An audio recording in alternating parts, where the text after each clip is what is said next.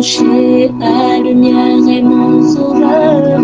Je ne crains rien.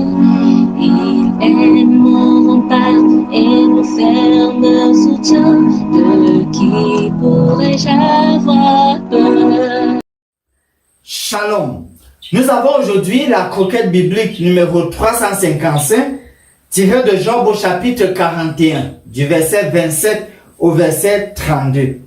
Ici, Dieu va davantage mettre en exergue des détails qui rendent le Léviathan redoutable, terrible, au point où ce serait presque une aventure incertaine pour les marins d'oser aller l'attaquer avec une épée pour essayer de le transpercer. Voici ce que dit Dieu. Il regarde le fer comme de la paille, les reins comme du bois pourri. La flèche ne le met pas en fuite. Les pierres de la fronde sont pour lui du chaume. Il ne voit dans la massue qu'un brin de paille. Il rit au sifflement des dards. Sous son ventre sont des pointes aiguës. On dirait une herse qu'il étend sur le limon.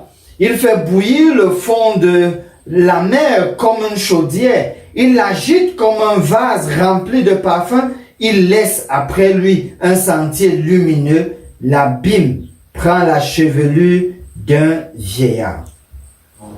Ceci démontre que toute tentative pour un marin d'oser se débarrasser d'un crocodile serait vaine dans ce sens que voilà, utiliser, puisque sa peau est tellement dure, de sorte que utiliser le fer pour transpercer cette peau, c'est comme juste utiliser la paille qu'on jette sur le dos du crocodile. Utiliser le bronze, c'est comme utiliser un bois pourri qui est utilisé pour taper ce dos-là. Utiliser finalement les pierres aiguës, c'est comme oindre la boue sur le dos d'une baleine.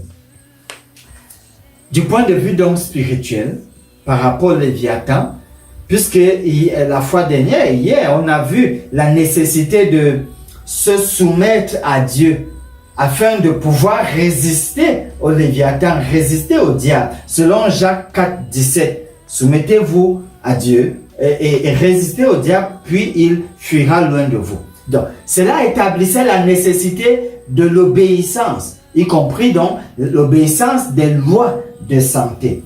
Ainsi, toute personne qui n'obéirait pas, mais espérerait avoir la victoire sur le Léviathan, c'est impossible. C'est tout aussi impossible que prendre l'épée pour transpercer son dos. Parce qu'en fait, c'est juste comme déposer une paille ou bien un bois pourri ou encore la boue pour oindre son dos. Voilà donc les éléments de comparaison et puis qu'on peut comprendre.